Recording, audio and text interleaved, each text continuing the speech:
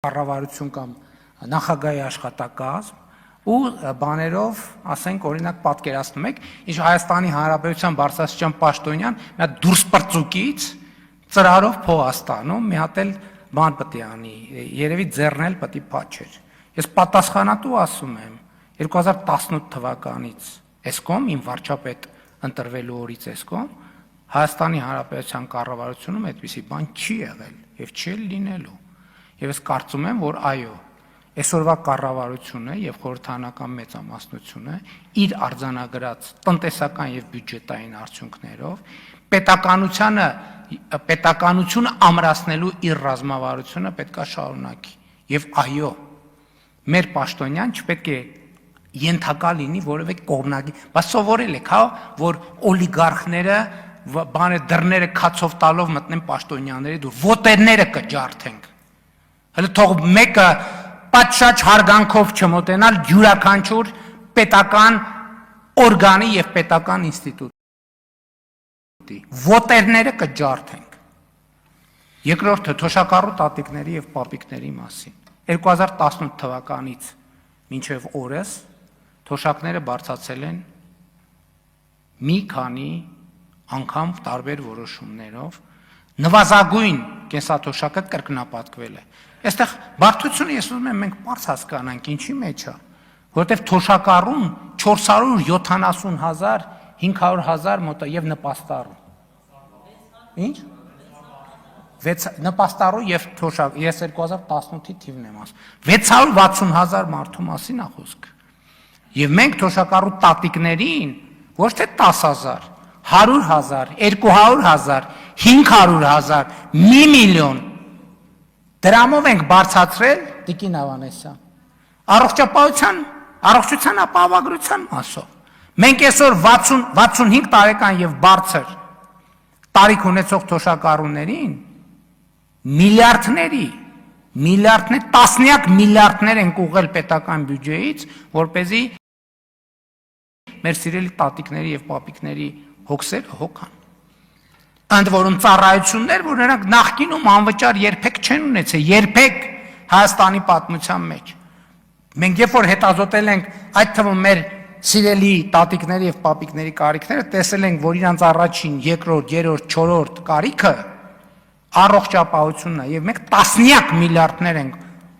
ուղղել դեպի առողջության ապահովագրություն։ Մենք անկանխիկ առևտրից հետ վճարի համակարգով միլիարդներ ենք ուղղել դեպի թոշակառու մեր տատիկները եւ պապիկները, թիվը հիմա ծրագրի սկզբից մինչև հիմա, ասենք 32, այս տարի էլ ինչքանով ենք ավելացնել։ Այսինքն տասնյակ միլիարդների մասին է խոսքը, եւ երկրորդը, այո, պետական պաշտոնյան, որովհետև ինչ է ալնում, այստեղ դուք էլ հարց եք տալիս, ստեղ էս խնդիրը կա, ոնց եք լուծելու, ստեղ են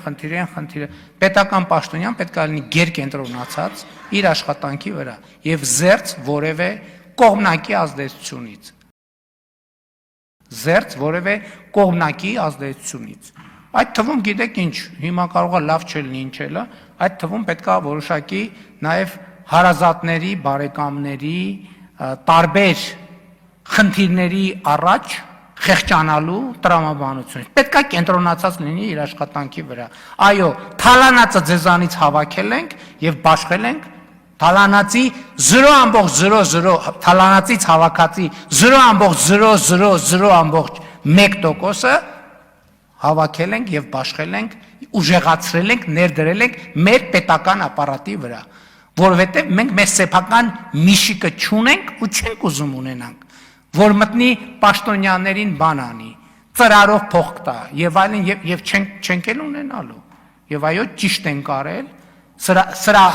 արդյունքի շահառուն Հայաստանի Հանրապետության քաղաքացին է։ Արձագանք։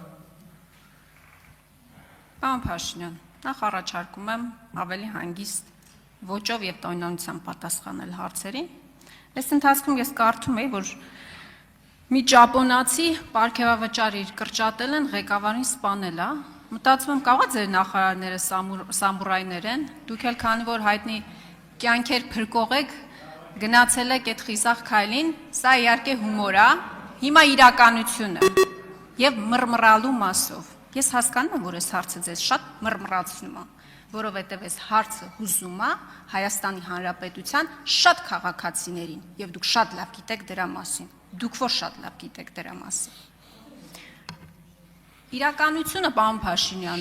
նա է, որ դուք դավաճանել եք ժողովրդին, որովհետև 2018 թվականին դուք ժողովրդին խոստացել եք բարեկեցություն, բայց միայն ձեր իշխանավորների բարեկեցությունն եք ավելացրել։ Ֆիզիկայի մեջ գոյություն ունի լույսի արագություն, չէ,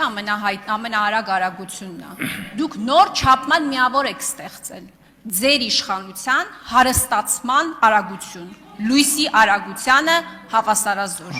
Ես հասկանում եմ, լռեք երբ որ խոսում ենք, լռեք երբ որ խոսում ենք, լռեք։ Ավարտվել է ժամանակը։ Ես հասկանում եմ, որ այս հարցերը ձեզ շատ անհանգստացնում Եղոյան։ եւ լավ եք անում, որ անհանգստանում եք։ Թալանացի մասով։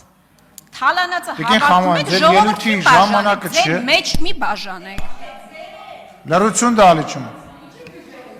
Տիկին Խամոյան, կարծում եմ լավ առիթ է, որ ձեր խմբակցությունը ասի, թե ամիսը ծրարով ինչքան փող է ստանում Ռոբերտ Քոչարյանից եւ որտեղից նրան այդ փողը։ Երկրորդը, մենք մի րոպե, հանգիստ։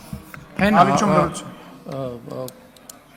Կոնկրետ մարդիկ կան, որ փաստագրված կոնկրետ Միշիկից փող են ստացել ժամանակին, հիմա են նստած են այս դահլիճում։ Ծրարով։ Քրեական գործով տեսակում անունը պետքա տարվեր, հեսա հերթով կասեն, անուններ տվեք։ Երկրորդը, Հայաստանի Հանրապետությունում 2018 թվականից եսկում ստեղծվել է մոտավորապես 230,000 աշխատատեղ։ Կոնկրետ թվերը մի քիչ պլյուս մինուս կարող լինի։ Երրորդը, բարեկեցության մասին եք խոսում, եկեք գնանք նայենք 2018 թվականի նախորդող 7 տարում Հայաստանից քանի մարդ է գնացել եվրոպական պետություն տուրիստի կարգավիճակով կամ ընդհանրապես Հայաստանից արտագնա քանի մարդ է գնացել, քանի մարդ է ավիատոմս գնել